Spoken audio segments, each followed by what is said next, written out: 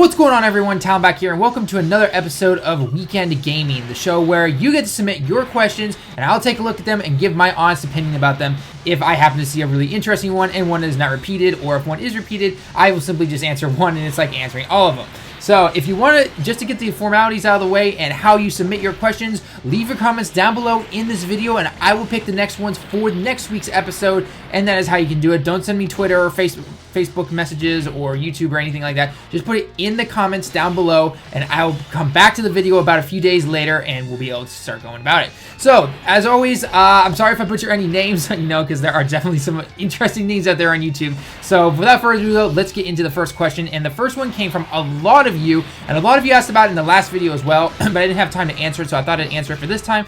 And the first one that I saw, so I'm just going to be going, is from someone named Yambio. Sorry if I mispronounced your name. He says, Talon, what do you think about multiplayer in Dokkan Battle being able to verse other players? Don't you think that it would be fun? Other games like Pokemon Duel have it, which make it more lovable, and there is not really a drawback to doing it. It just makes us, the player, be more interactive with each other. Now, at face value, yes, I mean, a multiplayer little mode, or whatever you'd like to call it, would be really cool in Dokkan Battle. You know, you'd be able to go online, you'd be like, be searching for you, and then it'd be like, hey, found you an opponent, and we're gonna face off. The only problem is that something like Dokkan Battle compared to Pokemon Duels is a little different. Pokemon Duels is basically like playing chess, essentially, online, and you just have to simply make a move. You make the move, you wait for your opponent to make the move, and it goes back and forth, and you just keep that connection going. The thing with Dokkan, on the other hand, that's a lot different, obviously, besides the basic game mechanics, is that it's not like going against a boss battle or anything like that. So, for example, what do I mean by that? So, first off, let's take let's just take an agility team right now. Super Saiyan 4 Vegeta agility team, okay? You've got about 256,000 health, okay, if you have an ideal mono team, and you're going against somebody with that same thing. Well, not only do you, in order to attack them, it's not simply laying out a team of 6 versus a team of 6. You have one person out there at a time, technically 3 on the board in one moment, and you collect the orbs. And if you were to make a multiplayer game or mode out of it, essentially, then you'd be looking at it and be like, okay, well, so if as long as you collect enough orbs, then you're doing a super attack against them. But let's face it, you would just one-shot your opponents because, I mean, just take Super Saiyan 4 Vegeta, for example. He does over 1 million damage. Or heck, even Goku and others, they do more damage than that. So, and then you have the factor of, well, you'd use items if you're going as a boss battle. It was like, okay, what do? Do you make the multiplayer mode where you give your opponent like 3 times as much XP and you keep your own, but to them, you have that 3 times XP and they have their own original HP and everything like that? So it makes it very complicated on how you would even do that in the first place. I tried wrapping my hand around it, comparing it to something like Pokemon Duels and everything, but they are just two vastly different games. And I mean, you could even take something like, Blazing, Naruto Blazing right now, because it's another type of game that's like this, where you can do co-op online, and that does work for that game, but again, Dokkan doesn't really require that. The only thing you're really bringing, you do bring a friend, but in co-op on Blazing, you have to actually wait for your partners to go for you. The only thing in Dokkan is that you simply bring a friend card, and that's just simply the way that the game is set up. So, if you have an idea for some way to do multiplayer, great. No, let me know in the comments down below, but overall, I just don't see it happening because there are just way too many different factors. I mean, you have to factor in, how much extra health do you give your opponent? How much extra health do they get when facing you? How do you, not how do you match them up, but how do you determine, are items available to use?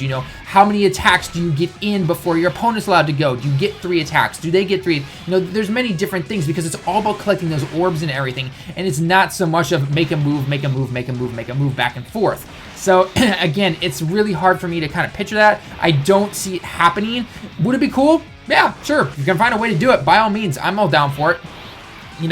Who knows? Maybe one kind of multiplayer thing, instead of racing against or trying to battle against somebody, you can, do a race or something like that against them, which, if you've watched any other Dokkan YouTubers, we all like to do races and everything, which is really fun. So maybe if they did something like that, where it's like, okay, we've paired you up, and you're going to see like a ghost shadow of them attacking maybe, so if you have your player up on the screen, and then you'll see this thin ghost outline of them doing the race with you, and if they get ahead of you, you're going to see that on the map, but you're not going to be able to see it yourself when battling, or if you pull ahead of them. So, and maybe you can select different difficulties, or, kind of like a Mario Kart style thing where you get a ghost trial, essentially. So you try to beat, say, the cooler stage, for example, as fast as you can, and then you upload that, or it's uploaded automatically to a server, and then people are able to select from it and be like, okay, I think I can race you. That would be a cool little multiplayer thing. But in terms of just a actual me face you kind of battle, I don't see it being coming anytime soon. So let me know in the comments below, though, what you think. The next question comes from Unread Beetle, and he says, do you think Super Mario Odyssey and Mario Kart 8 Deluxe should have been a launch title for the Switch? I'm going to say no on the Super Mario Odyssey. I'll get into that in a second. But yes on the Mario Kart 8 Deluxe. I don't know what it is, but when it comes to Nintendo, their logic and their thoughts about how they release certain games, or, what they say they're going to bring and then they don't or whatnot, it baffles me sometimes in 2017. Do not get me wrong. The first console I ever owned was a Game Boy Color, although it's not really a console, but I guess the first console technically was a GameCube. I've loved Nintendo. I've loved all their first-party games. But in this day and age, first-party games can't really cut it sometimes. And the only reason that people are buying a Switch is to go play Breath of the Wild. You're not going to go get 1-2 Switch. That should have been a game included. I'm not going to pay $50 for that. So, no. So, something like Mario Kart 8 Deluxe should have been included right from the get-go. The game's made already. I know they've been adding features or changing things up and everything like that, but that should not have been that hard for them to do. That should have easily been a release game, because right now, yes, everyone's going to enjoy Breath of the Wild. It's going to be a very long game for a lot of people, and you're going to enjoy it. But then after a month, I don't know much that's really coming out. I mean, supposedly they're supposed to really be rallying the indie developers and everything and some third-party support, but they said the same thing about the Wii U, and look where that got them. So, I mean, and speaking of the Wii U right now, if you have the Wii U, just go get Breath of the Wild for that. There's no need to go buy this new console right now. So, yes, I do think Mario Kart 8 Deluxe should have been a launch title. Easily, no doubt. I mean, it's too early to say what the Switch's life is going to do and everything like that. But I don't know, it's really interesting why they wouldn't do that.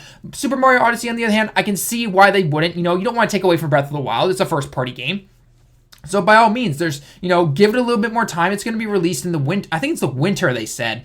But it could be pushed back depending on, development times and everything like that. So it's really hard to say, though. I mean, my big question, though, is what other games are going to be coming out after that? Because if Mario Kart 8 Deluxe is supposed to be one of their first-party big games, most people own that on the Wii U already. They're not going to sell that much. Yes, for every new person that maybe bought a Switch but didn't get a Wii U, they might buy it. And if maybe that whole, tabletop mode with the Switch, or being able to play locally with a bunch of friends, if you get together and you have the game in there, maybe that can revive Mario Kart 8. I don't know much of the lifespan of it on the Wii U right now, especially once the Switch makes you pay for online in the fall. That could be really interesting. So I don't know what is going to happen. Hopefully it is a success and it works really well, but I don't know. It's a little interesting. You think they'd have at least one more first party game, or even if it is technically just a remake of a Wii U game,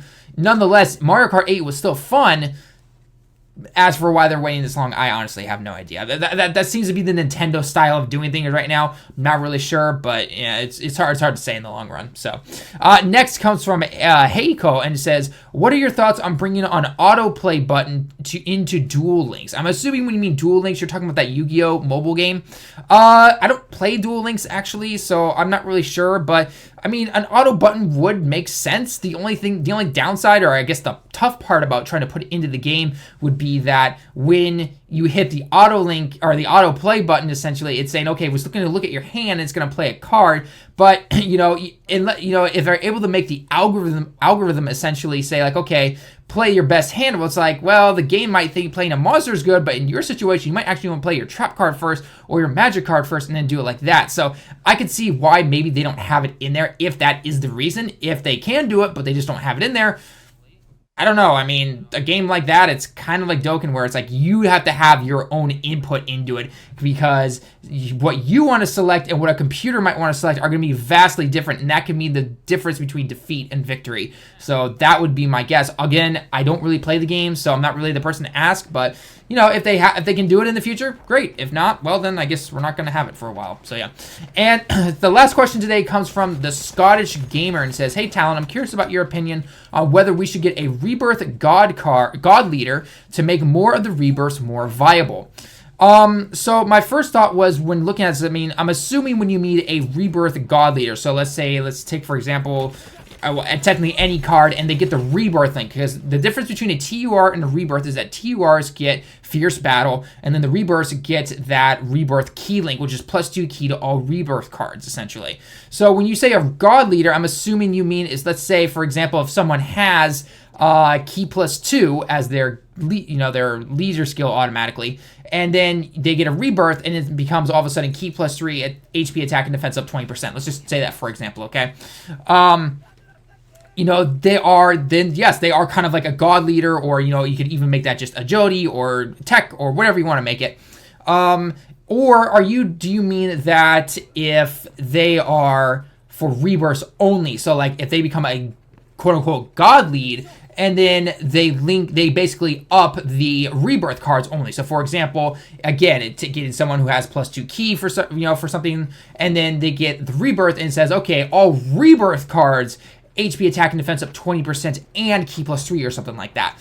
I'm not sure which one you meant, so I thought I'd just go over quickly both of them. I do think that they're kind of going that way with some of the Rebirth cards. For example, you have Nova Shenron, who is kind of a mini tech God Lead. He gets +3 key, HP, and defense up 80%, I think it is, to all tech cards. So he is definitely a very good replacement for Gotenks if you don't have them. So that is one example of that right there.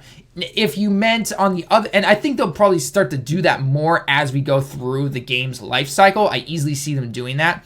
If you meant for a God Lead that gives purely the Rebirths, like all Rebirths, no matter who it is, you know, like HP, attack, and defense up 30%, and key +2 or 3 or whatever the combination might be, that's actually not a bad idea. That is pretty cool, because let's face it, no one runs a Rebirth card for that Rebirth link. We all wish that they had Fierce Battle instead. For example, before the World Tournament Gohan came out, I ran the Rebirth Super Saiyan GT Goku, who becomes GT Super Saiyan 2 Goku, and he was great on my agility team, but the downside to him was not getting that extra attack boost, and especially with the way that the game is going and the power creep that is happening right now, not having that extra 15% attack from Fierce Battle makes a huge difference than just that simple little key +2 Rebirth link. Because let's face it, on a mono agility team, for example, you don't need that extra 2 key or whatever. So, and plus, if you're running, again, an ideal agility team card, again, this is ideal. If you have a different setup, this might work a little differently for you. But if you have the ideal setup,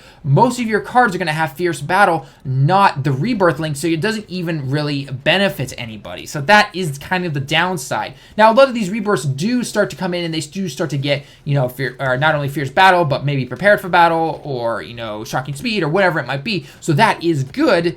But we'll have to see a little bit more of that into the future. So I personally like the idea of giving all Rebirths, you know, like key +3, HP, attack, and defense up 30%, or whatever the stat might be, whether it's for a mono or hero, villains, or whatever it might be. That myself, I personally think would be pretty cool, and I could see them doing that, no problem. It's probably just going to be a while until we see that. Maybe halfway through a lot of the extreme and the super god tech-like cards, or whatever it might be. So yeah, those are my thoughts on it. So anyway, guys, that is going to be it for the video. I hope you did enjoy. Let me know your thoughts and comments down below on the topics we talked about today. And don't forget, again, to leave your comments down below for next week's episode. I am always checking those out. I'm not going to reply to this video as much unless it's just simply a very simple answer that I don't see really going into much more detail. But like I said, this is the point of these videos. You leave your comments. I'm going to look over them. I'm going to think about them for a while, and then we'll do it for next week's episode, okay? Again, yes, it's only 3 to 4 questions, but this keeps going, so this will keep going into the future, and, you know, let's branch out more, bring more games in. You know, I like the Mario 8 and the Super Mario Odyssey question about the Switch and everything, and then going back to mobile games and everything. So it's switching back and forth like that. So bring more of these questions and ask me more things about, you know, whether it's the consoles, the PC, mobile, whatever it might be. And, you know, even bring some tech questions in there if you want, or things like that. So yeah, I personally think it's pretty cool. So yeah. Anyway, guys, that's gonna be it for the video. Again, leave your comments down below. Subscribe if you are new. As always, it helps the channel, and leave a like if you like the video itself. And until next time, everyone, I will see you in the next one.